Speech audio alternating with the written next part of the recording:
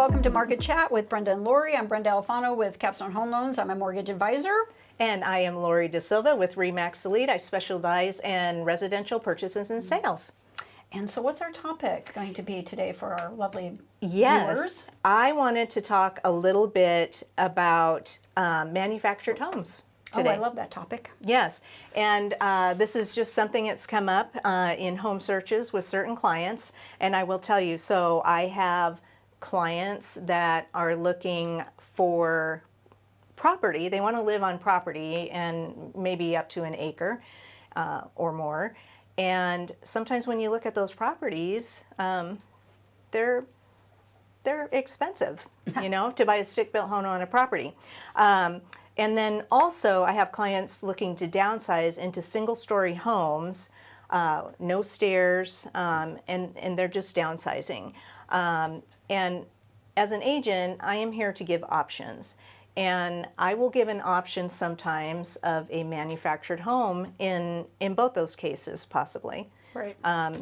Many times they're more affordable. A manufactured home is more affordable for people. Can be. Yeah. So why a manufactured home? It's an option, priced a little bit less than a stick-built home.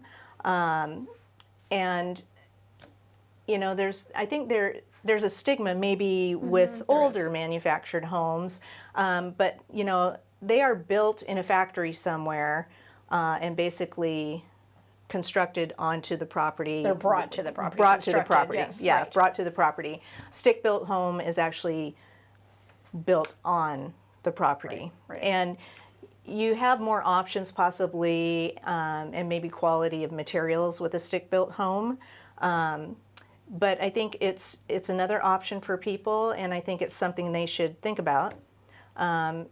Oftentimes, clients of a certain age may want to look into a manufactured home in a park. Right.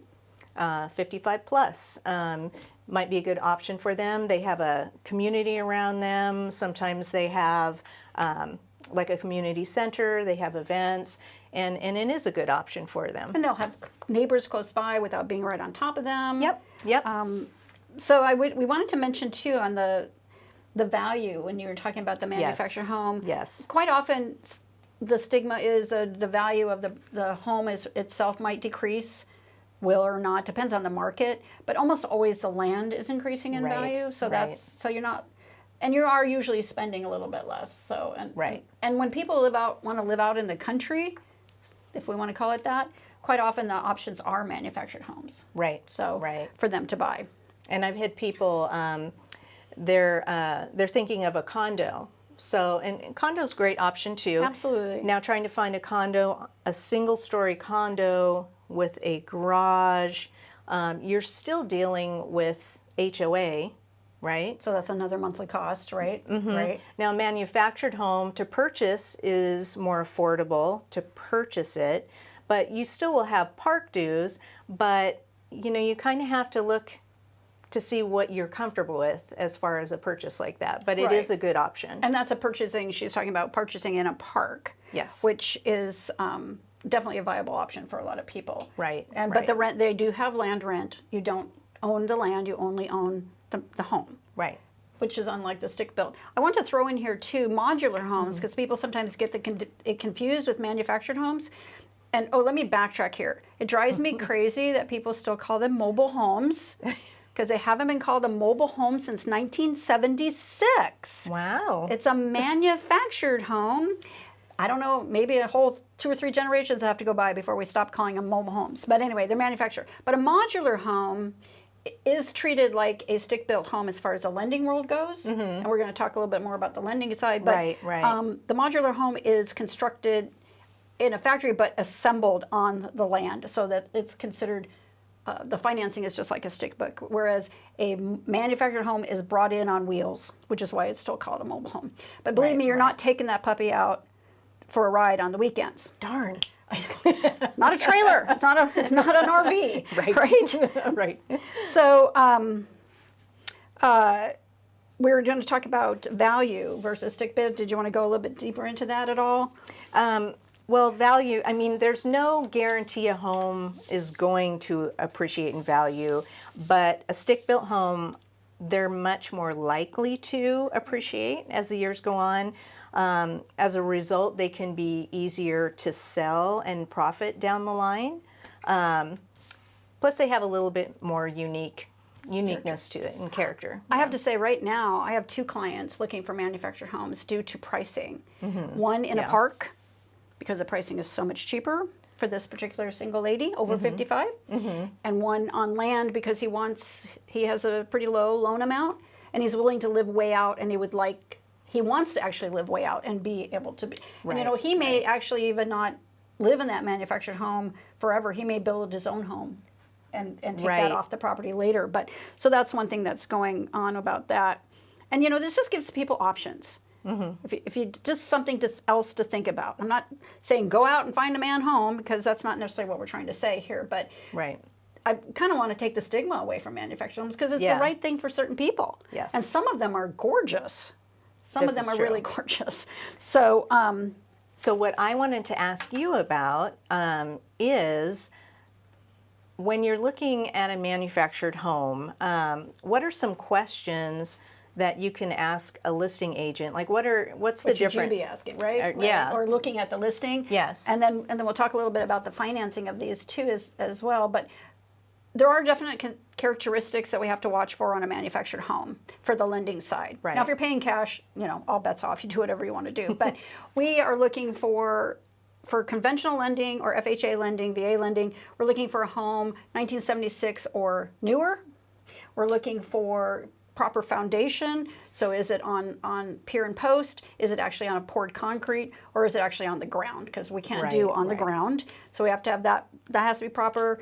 You know, we have to find the HUD tag. A really big question for the agent to ask the other agent, the buyer agent to ask the listing agent, has this home ever been moved before? That is a big, big deal, other than from the manufacturer to that land. Right. Most conventional conforming lending, VA, USDA, or not USDA, excuse me, VA, FHA, you cannot have ever moved the home more than once. It's a big, big deal because of the way they're, you know, separated, brought in, whatnot. Right. So those are the big things. The year built is super important if you're only approved for an FHA loan or a VA loan or a conventional loan.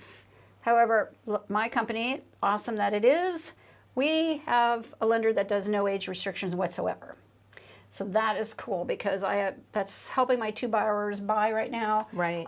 Looking at other ones, because I actually saw one the other day that was sent to me, a listing, 1968. It was lovely. These people had obviously taken excellent care for it. Right. Oh, one thing I wanted to mention to be thinking about when you're looking as an agent is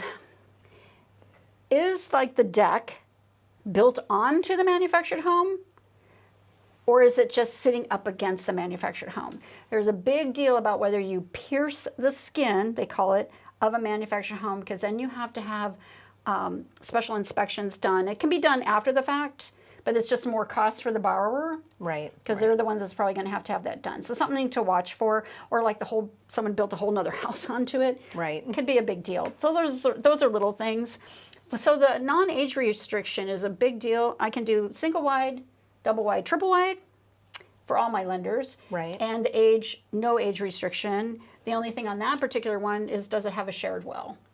Oh, okay. So we have to watch to know. but not on FHA, VA, and conventional lending, but just a special one. So now, not all lenders do manufactured home. Great point. Right. Okay. Definitely not. I've run into that. That's why I have one of my clients, is because the lender he was working with doesn't do of any kind of manufactured homes.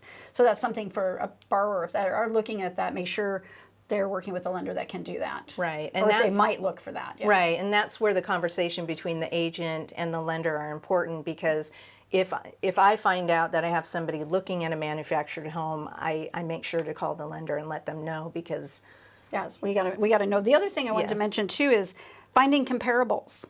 So any unique property, we have to have a comparable within a certain range. Right. And remember, in another episode, I talked about comparables being like property to like property. Right. So it's the same with like a log home or a geodesic dome home. You have to find I haven't ever had that run into that problem, but occasionally, I mean, because usually if people are looking for manufactured homes, they're in an area where there are other manufactured homes, Right. like out in the country, things like that. Right. An extreme example is like right here in downtown Mill Creek.